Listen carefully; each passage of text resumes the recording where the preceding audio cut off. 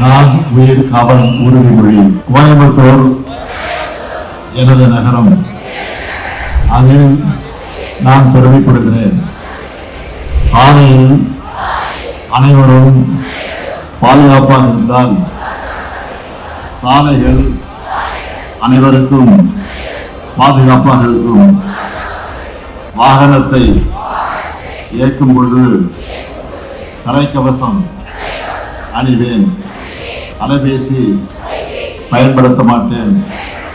சாலை விதிகளை பின்பற்றுவேன். சாலை பாதுகாப்பு எனது உரிமை மற்றும் எனது கடமை என்பதை நான் அறிவேன். நான் உயிர் காவலனாக இருப்பேன் என்று உறுதியளிக்கிறேன்.